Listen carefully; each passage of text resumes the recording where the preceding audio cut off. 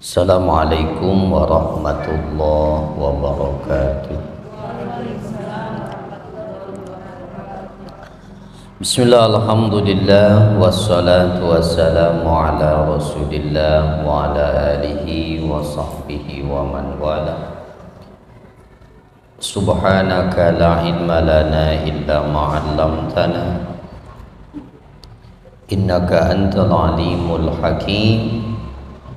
Wala hawla wala quwwata illa billahil aliyyil azim.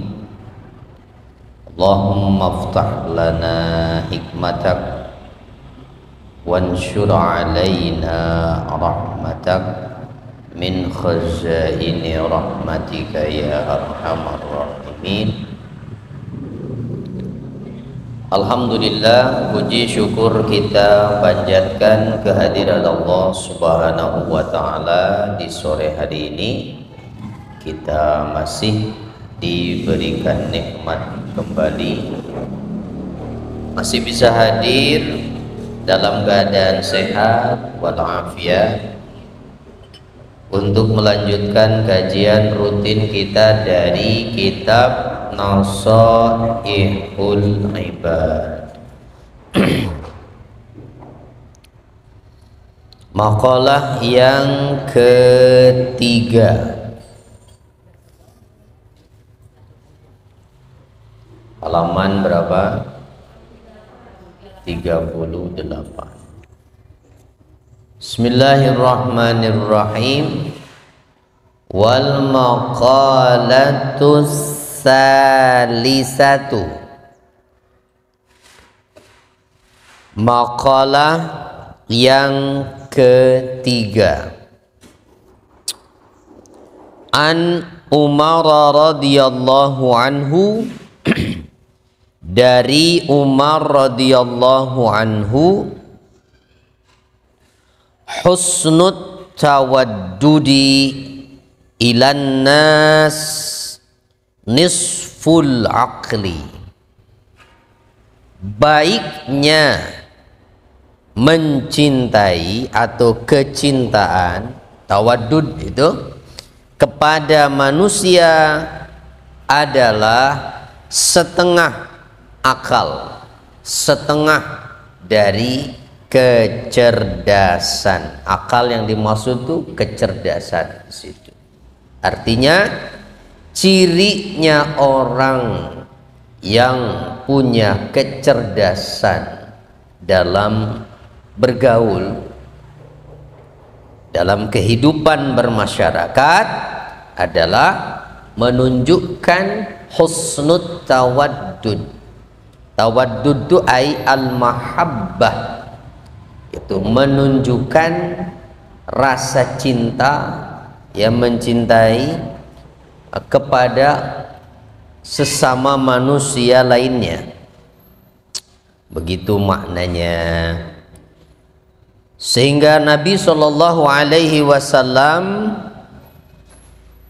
di dalam sabdanya beliau mengatakan bahwa mudaratun nas sadaqah,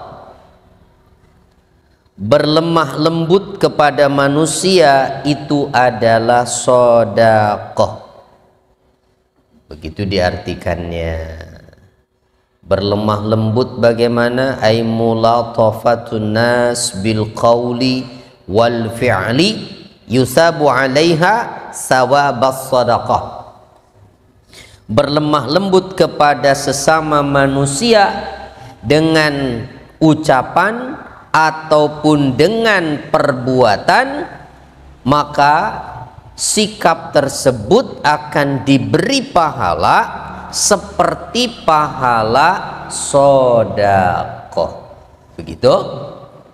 Makanya dalam hadis yang sangat populer, Nabi Shallallahu Alaihi Wasallam menyatakan, tabassumuka fi wajhi akhika laka sedekah. Senyummu kepada saudaramu itu adalah sedekah untukmu. Artinya senyummu kepada saudaramu sesama muslim yang tulus, yang ikhlas, maka senyum itu akan mendapatkan pahala untukmu seperti pahala sedekah. Begitu ya. Bisa senyum ibu? Bisa senyum. Kalau belum bisa senyum sama orang lain, latihan di depan cermin ya. Senyum saya bagus nggak? Kenapa? Senyum kita yang membuat orang lain senang itu jadi pahala sedekah ya. Jadi kalau belum bisa banyak-banyak sedekah dengan harta, belum bisa banyak sedekah dengan uang, maka jangan pelit dengan senyuman ya. Jangan pelit dengan senyuman. Begitu. Capek nggak Bu kalau senyum? Capek kalau lagi resepsi mah ya, dipajang di depan harus nyengir terus ya. Ya tapi kan kalau dalam bergaul mah nggak terus senyum mulu ya. Nggak capek, tidak sampai menguras tenaga senyum itu ya.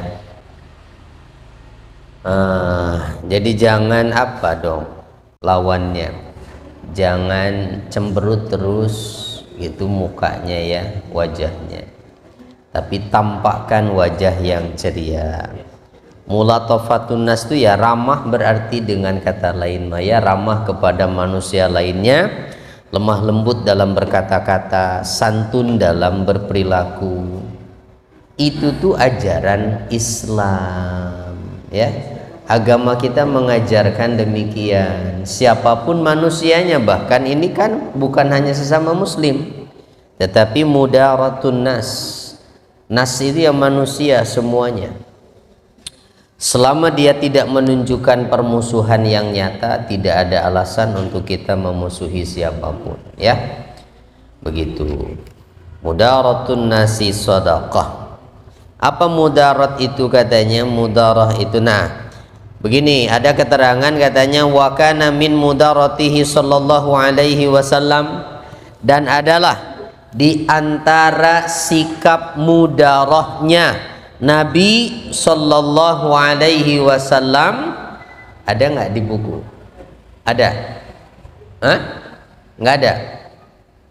Di antara sikap mudarahnya Rasulullah, sikap berlemah lembutnya Nabi kepada sesama manusia adalah la yazummu ta'aman. Nabi itu satu Bu, tidak pernah mencaci makanan, tidak pernah mencela makanan.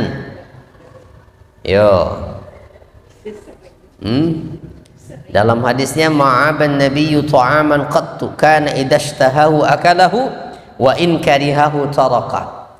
Nabi itu tidak pernah mencela satu makanan pun. Kalau beliau suka, beliau makan.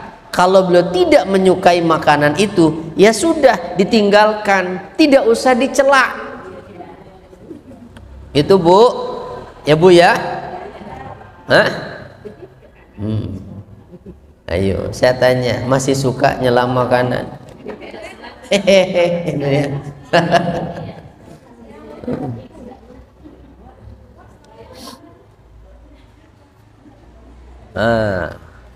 Depan dulu tuh, tempat uang nggak ada yang berani nempatin.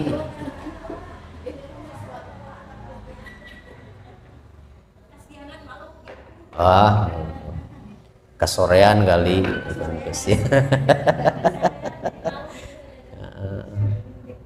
Wasta mejanya belum benar. Iya, itu tempat ketua kelas katanya.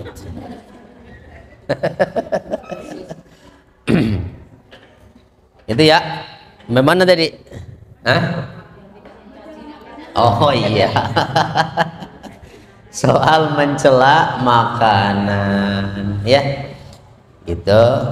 Jajan di warung, beli bakwan, mau enak nggak enak makan gitu ya. Itu udah jajan, udah nyela gitu ya, masih minta tambahan lagi. Kan ngeselin gitu. Ini bakwan tipis-tipis amat gitu.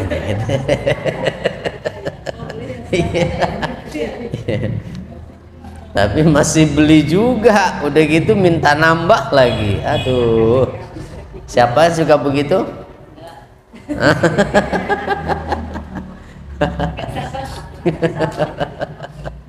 Ya. Ya, jadi hati-hati ya Bu ya, tahan lisannya tuh. Pulang kondangan ketemu temennya bahas makanan yang dimakan. Aduh, masih suka begitu? Enggak ya? Alhamdulillah. Ya nggak usah dibahas, udah dimakan kok. Ya, nggak ada gunanya dibahas juga.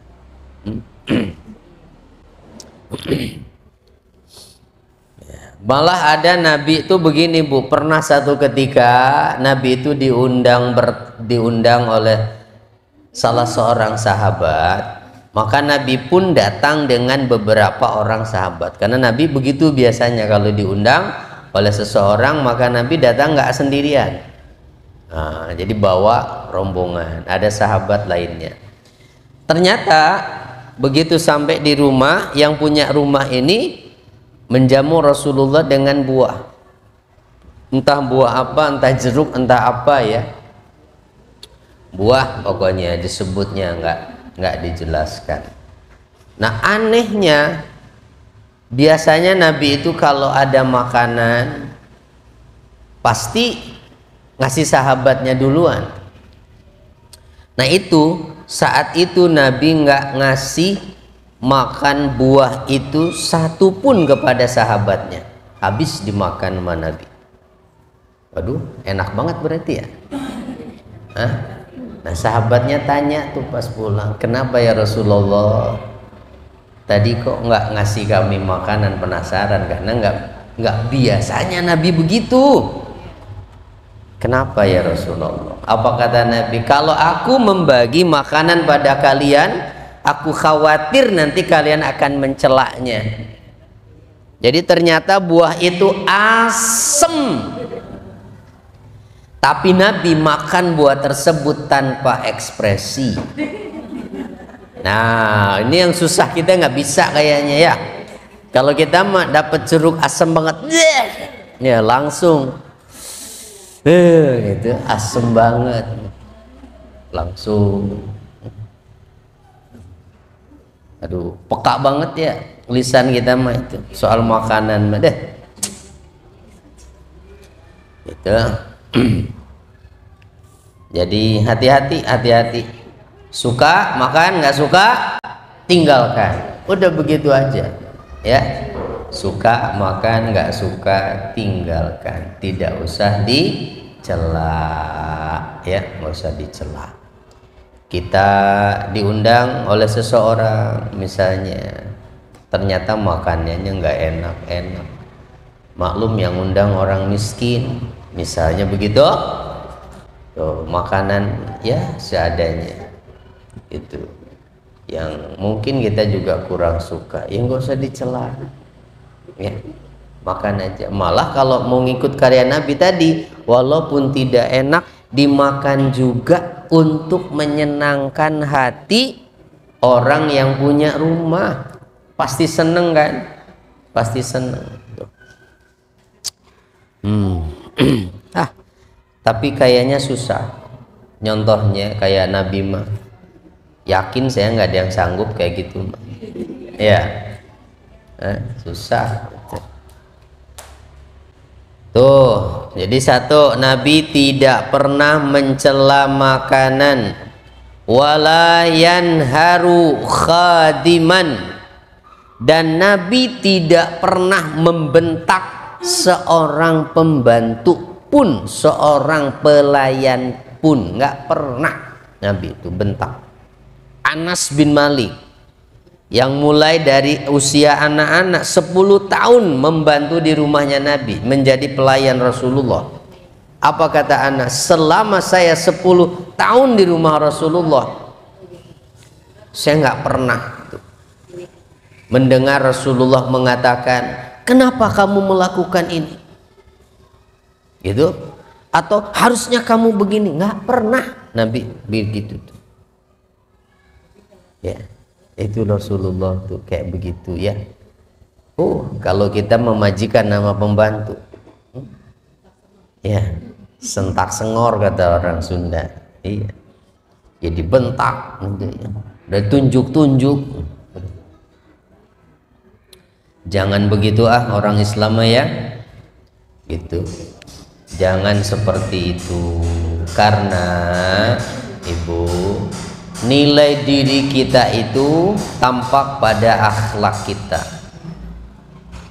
Nggak peduli kekayaan kita sebanyak apapun, tidak peduli ibu secantik apapun, kalau akhlaknya buruk, begini Bu nilainya ya, bukan begini ya, begini nilainya. Orang nggak akan menilai baik ya, gitu. Jadi makanya jaga sikap kita ya, itu kalau datang tamu itu jadilah tuan rumah yang baik. Salah satu di antara anjuran Nabi Shallallahu Alaihi Wasallam itu adalah memuliakan tamu yang datang. Tuh, jadi tidak pernah membentak seorang pelayan pun begitu. Wala yadribu imra'atan, dan Nabi juga tidak pernah memukul seorang perempuan pun, seorang wanita pun. Tidak ada satupun di antara istri Nabi yang pernah dipukul, ditampar gitu oleh Rasulullah SAW. Begitu. Ibu ada yang pernah dipukul? Alhamdulillah kalau ada yang pernah ya. Iya. Dipukulnya ibu mah bukan pakai batang kayu ya.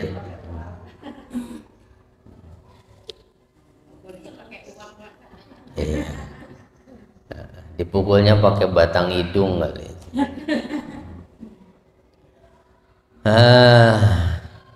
Jadi itu tuh katanya Rasulullah tuh salah satu bentuk mudaratnya ya. Apa sih mudarat itu? Mudarat tuh begini katanya, pengertiannya adalah tarkud dunya li ajlid din, aksul mudahana, meninggalkan kepentingan atau kesenangan dunia demi agama. Itu demi kepentingan agama. Kebalikan dari mudahanah. Nah, kalau mudahanah berarti meninggalkan kepentingan agama demi urusan dunia. Itu mudahanah. Mudahanah lawannya mudarat atau mudaroh.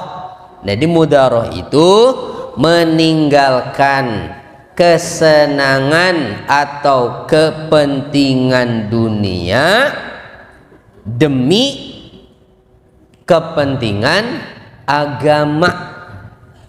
Demi kepentingan agama. Seperti apa? Seperti Nabi tadi. Nabi rela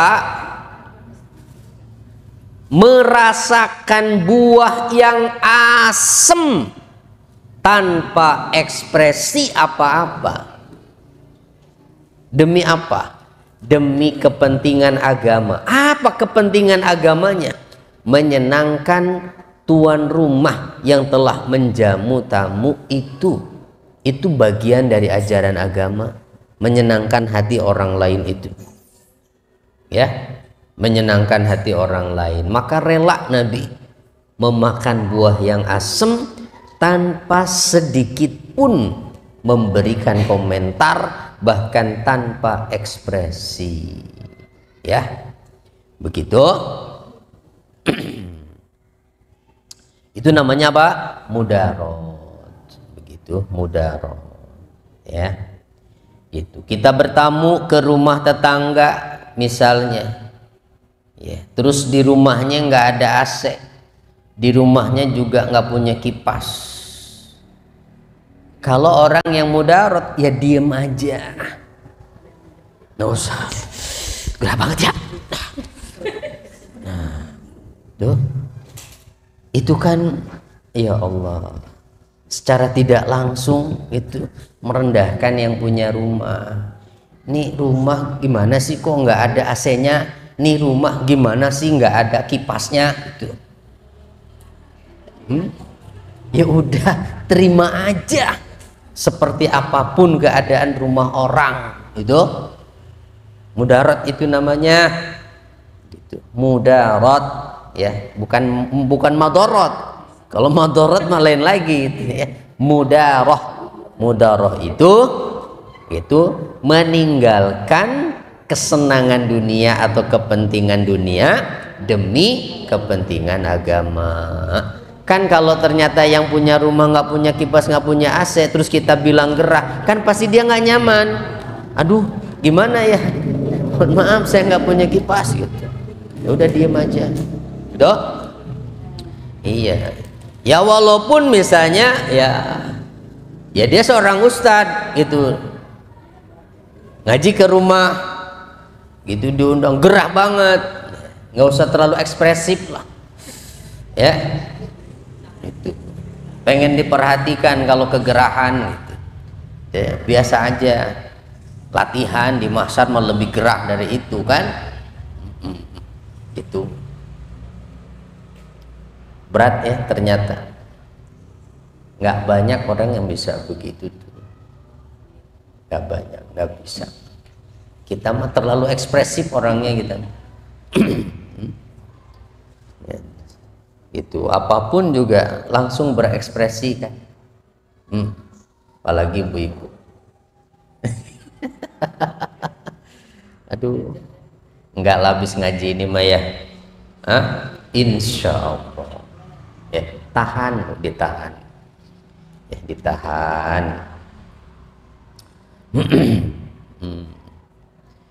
Gitu.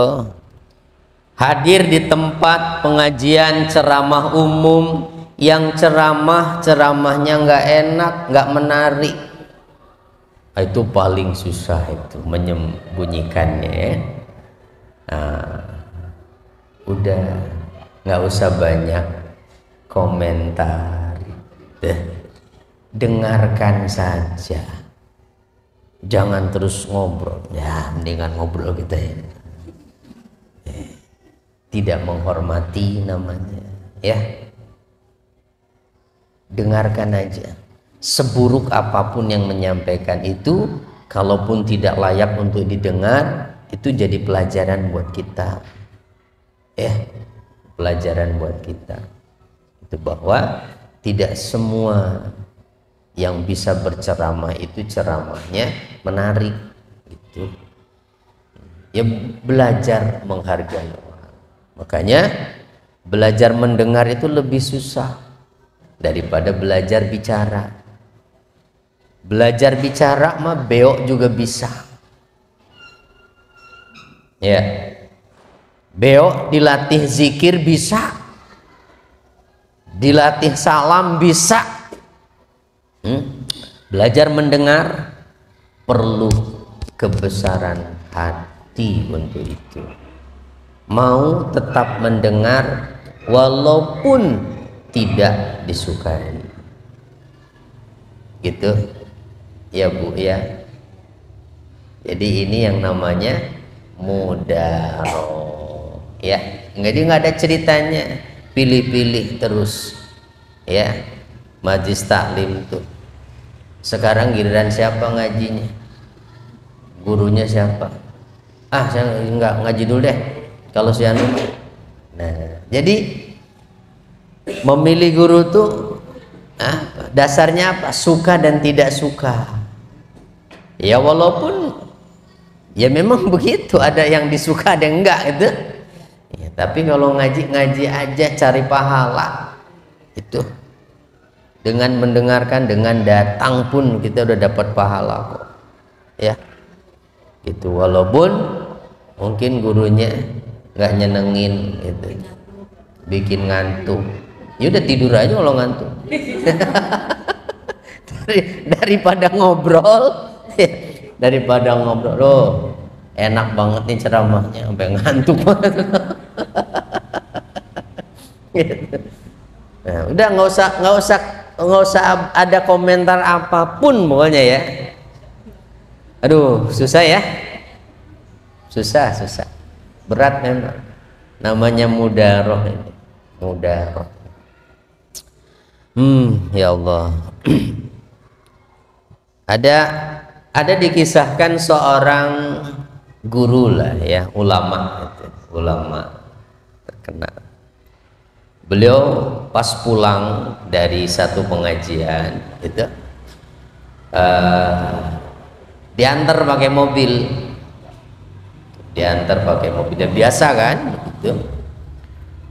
Begitu nyampe di rumahnya itu ternyata baru ketahuan kalau tangannya si kiai ini kejepit pintu mobil, sampai yang nemenin itu, kenapa Pak kayak nggak ngomong dari tadi?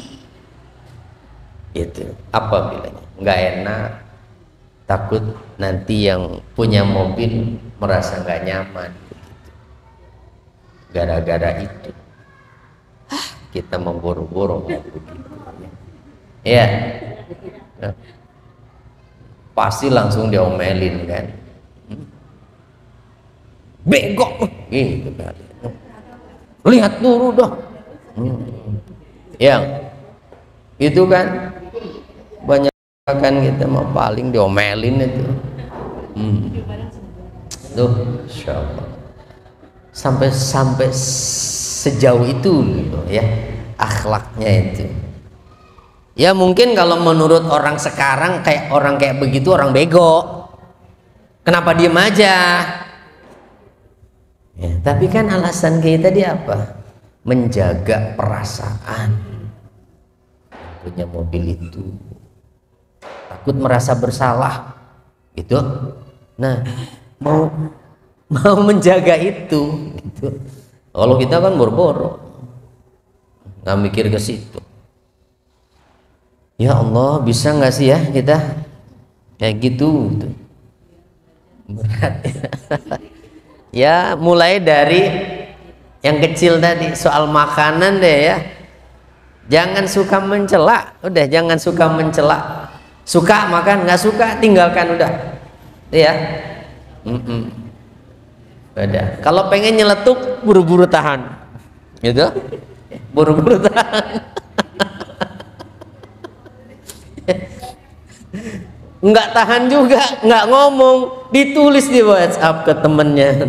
Nah, sama aja dong ya, udah gitu, jangan komen apa-apa.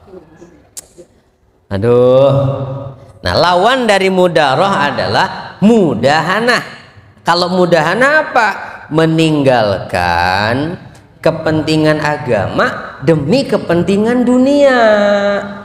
Kebalikannya mudahanah mah ya gitu, membiarkan misalnya nih, membiarkan acara yang mengandung maksiat, ada dangdutan yang nyanyi juga aurat terbuka, pada joget, pada mabok, terus dibiarkan.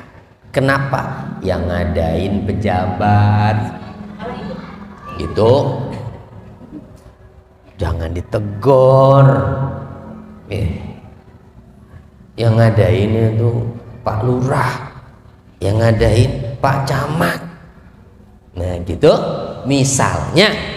Nah Itu kan jelas-jelas ada kemaksiatan di situ, tapi dibiarkan demi kepentingan dunia, kan berarti itu mah ya, demi kepentingan dunia.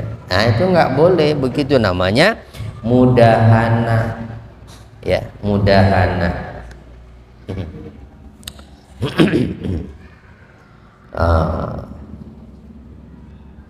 Jadi dengan kata lain, mudahana itu adalah membiarkan ya kemaksiatan yang diketahui secara nyata, gitu. Nggak boleh kita diam saja terhadap kemungkaran, ya nggak boleh. Paling tidak minimal kan kata Nabi, kalau nggak sanggup ngomong, kalau nggak sanggup langsung merubah, benci dengan hati, nggak suka. Tuh, jangan terus membiarkan hatinya juga, ya udahlah nggak apa-apa biarin aja, nggak boleh begitu ya, tidak boleh seperti itu.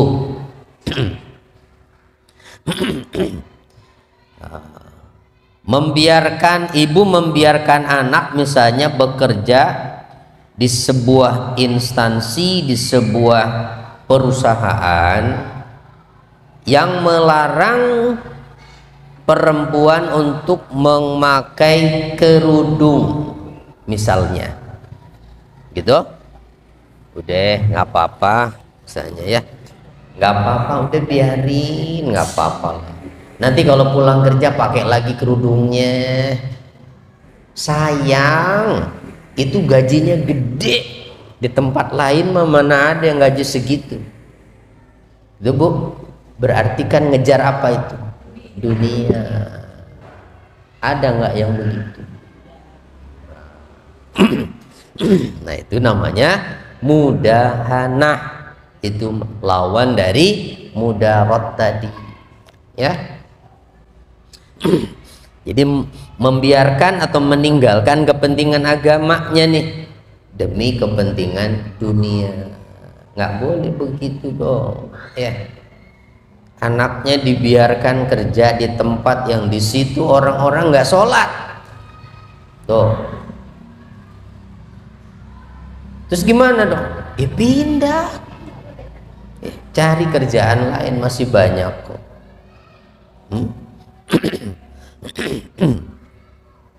Yang menentukan rezeki itu memang siapa? Allah ya, gitu. Dan jangan membanding-bandingkan besar kecilnya itu gaji atau honor yang kita dapatkan. Kenapa? Yang dicari oleh orang beriman itu bukan jumlahnya, tapi barokahnya. Walaupun gajinya gede, tapi kerja di situ nggak bisa sholat, kerja di situ nggak bisa menutup aurat, nggak berkah situ ya. Tapi kita kerja atau seseorang kerja di tempat yang lain, tapi dia bisa menjaga agamanya, dia bisa sholat 5 waktu, bisa menutup aurat, bahkan ada pengajiannya juga, walaupun nggak seberapa gajinya, insya Allah berkah di situ. Gitu ya.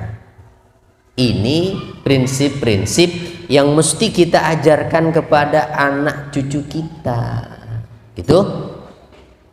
Anak yang udah gede siap kerja tuh, nah ini tanamkan ini. Mau kerja dimanapun nak, coba tolong periksa, lihat di situ ada tempat sholat apa enggak, gitu ya. Ada musolanya enggak, ada masjidnya enggak. Kalau nggak ada tempat sholat, mendingan cari tempat lain aja deh. Itu buat apa sih nyari gaji gede dengan meninggalkan sholat? Nggak bisa Jumatan atau misalnya mau cari apa? Mau dibawa nanti duit itu? Enggak ya, begitu ya Bu ya. Aduh. Jadi ke situ sih itu larinya. Ya soalnya lawan dari mudarat tadi ada mudahana. Ya itu contohnya mudahana itu. Ya. Mudahana itu seperti itu. Insya Allah kalau anak-anak ibu sih nggak seperti itu ya. Dan mudahan doakan ya. doakan anak-anaknya supaya kuat imannya gitu.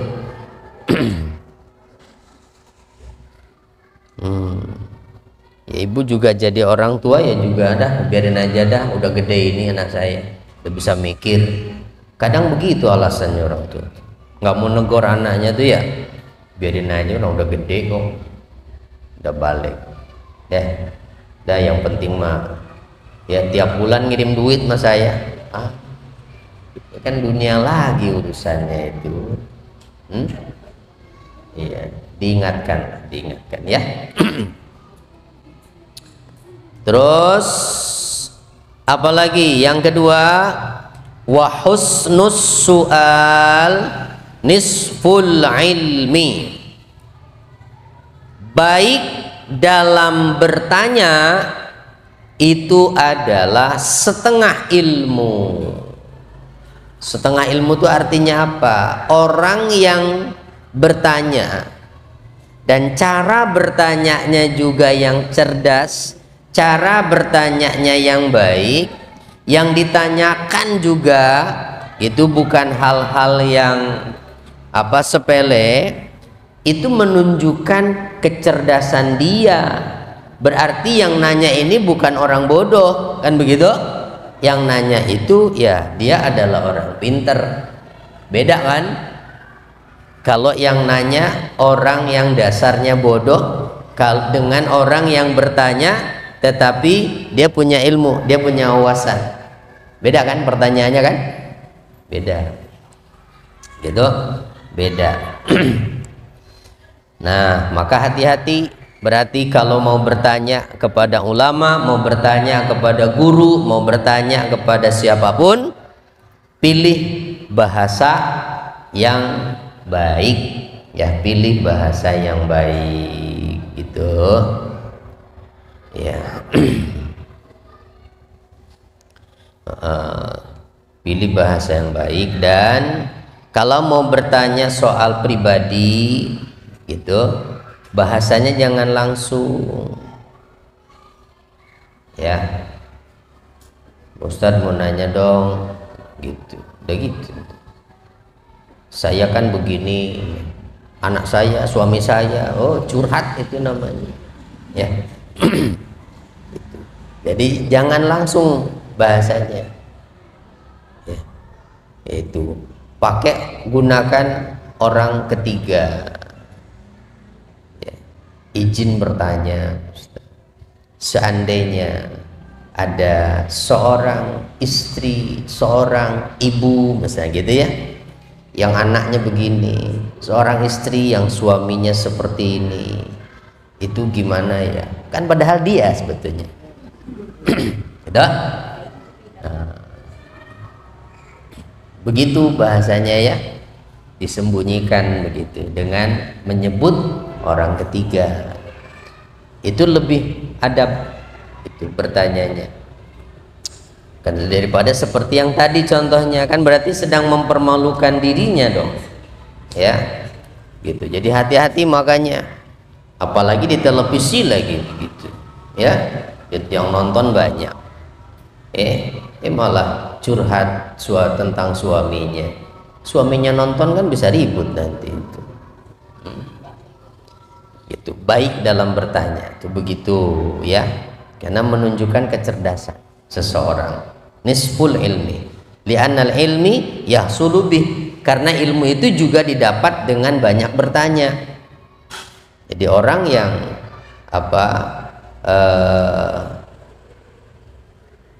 penawar dari kebodohan itu adalah bertanya.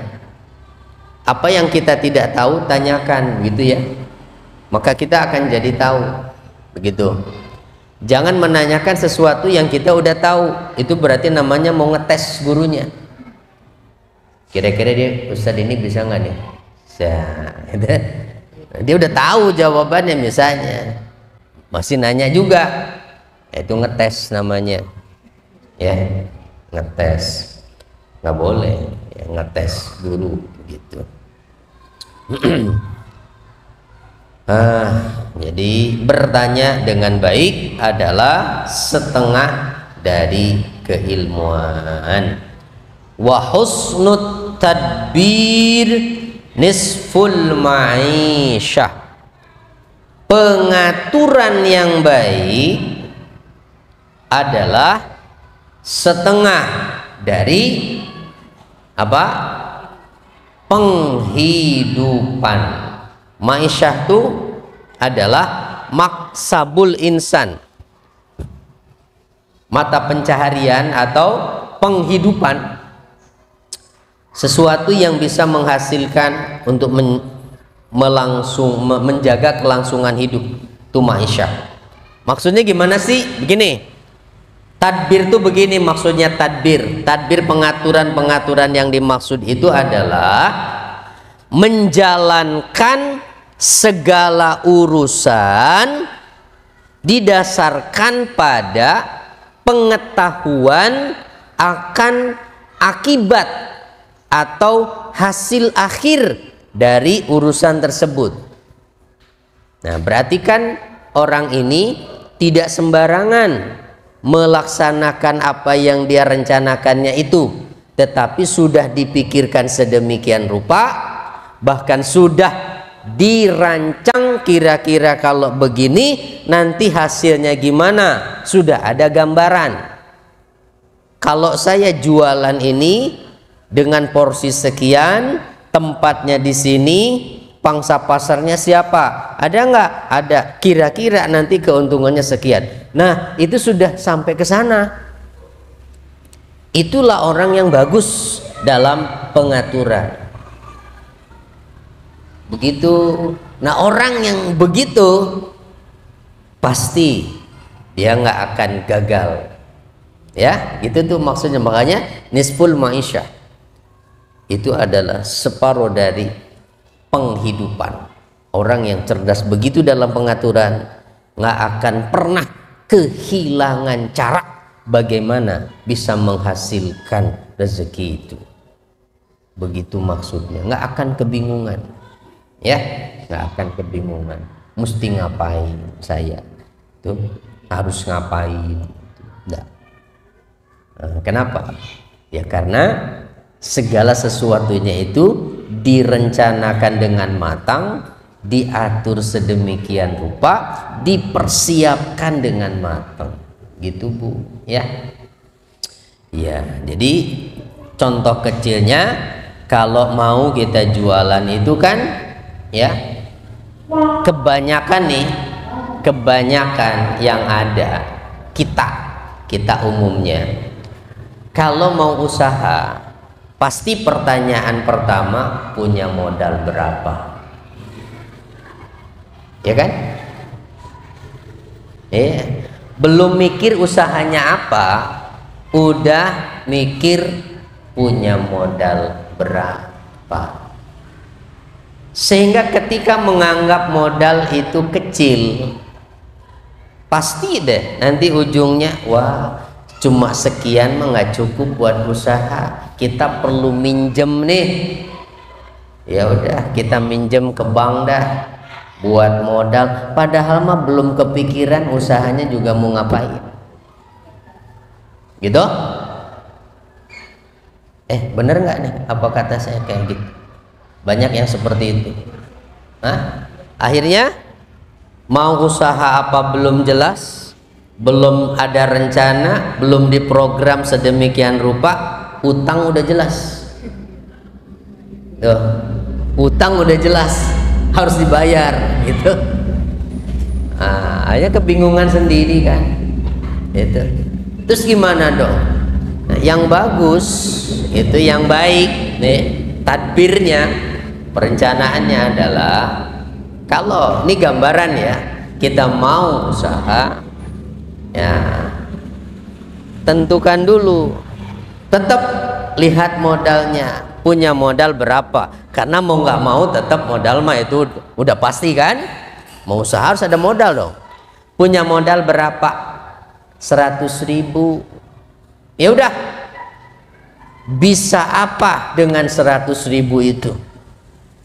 Jualan apa kira-kira dengan 100.000? Itu harusnya udah dengan modal yang ada aja diputer gitu dari 100.000. Jualan apa ya? Ya? Nasi uduk cukup? Gorengan? Atau apa? Hah? Jual makanan. Jadi berarti kalau nggak cukup, ya, tuh makanan snack berarti nanti dijual lagi. Ya cukup 100.000 mah.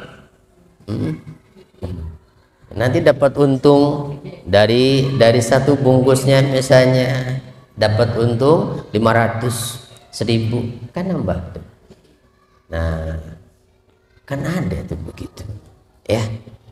Dan dia nggak mikirin hutang ya dah, dia nggak ngutang kok, menggunakan modal yang ada, tapi direncanakan, diatur sedemikian rupa, dicatat gitu, belanja berapa tadi, nah terus yang kejual berapa ya, insya Allah bagus nanti itu. Yang kejual berapa, yang dimakan sama anak berapa. Kadang kita kalau jualan banyak yang dimakan sama anaknya, waduh repot juga tuh kalau udah begitu ya. Aduh. Itu ya, itu contoh aja, contoh tadbir ya, tadbir itu. Jadi jangan sampai terjebak kita dengan cara berpikir yang salah seperti tadi. Itu belum mempersiapkan apa-apa, kita udah ngutang duluan. Nah ini bukan husnul tadbir yang begitu ya. Pokoknya usahakan apapun itu jangan sampai kita ngutang ya, jangan sampai kita ngutang ya. Mau bikin rumah pastikan mikirnya modal berapa ya, modal berapa nih? Kira-kira kalau bangun kayak begini nih modalnya berapa? Oh sekian ratus juta. Pakai agunan apa nih ya, kita pinjam dulu nih, pasti umumnya begitu ya kan, utang. Padahal akan lebih baik kalau ya udah sekarang punya berapa cukup buat beli apa. Orang tua dulu kan begitu ya. Itu baru cukup buat beli bata, ya udah buat beli bata dulu kumpulin gitu. Cukup buat kayu, beli kayu kumpulin ya. Beli tanah dapatnya cuma semeter, ya udah beli semeter ya. Semeter membuat kandang burung kali ya, nggak apa-apa ya, nanti nambah lagi, itu nambah lagi. Itulah yang diajarkan orang tua kita dulu. Sekarang ini kan kita ditawarkan serba instan, serba gampang di awal ya enggak? Iya, serba gampang dan mudahnya di awal, langsung dapat duit sekian ratus juta. Kita nggak mikir nanti di belakang kita mesti ngelunasin itu. Belum bunganya lagi ya. Aduh, nah ke situ tuh nyampenya jadi husnul tadbir tuh ya.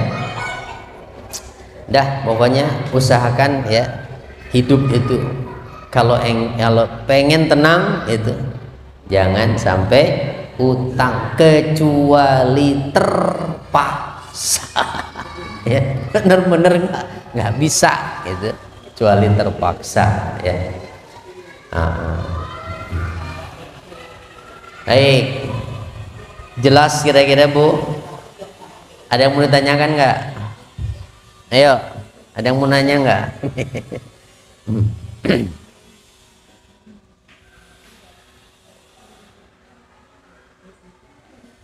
Hah?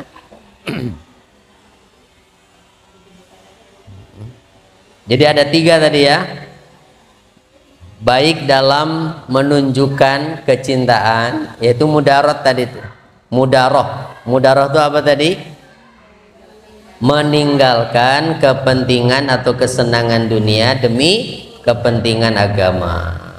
Terus yang kedua apa? Baik dalam bertanya, itu menunjukkan kecerdasan. Dan yang ketiga, baik dalam pengaturan. Jadi harus diatur segala sesuatunya, Bu ya. Rumah kan kalau teratur enak ya, rapi gitu.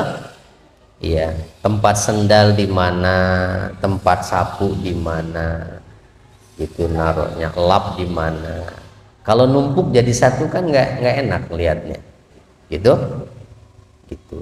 Nah itu ya, kalau ibu-ibu mah harus pandai mengatur rumah begitu, ya. Itu harus pinter ngaturnya, gitu. Termasuk mengatur keuangan, ya, mengatur keuangan itu jangan sembarangan gitu ya, menggunakan uang. Enggak, silahkan kalau ada yang mau nanya. Ada yang mau nanya enggak? Udah terlalu jelas malingnya. Ya, ya, walaupun dapat satu mudah-mudahan jadi ilmu ya. Jadi ilmu buat kita semuanya. Nah, itu aja, mudah-mudahan bermanfaat. Ada titipan doa enggak? Aduh, enggak ada catatannya saya. Coba masih ada enggak di WA-nya? Wah, gimana Wah? Hah? Alhamdulillah.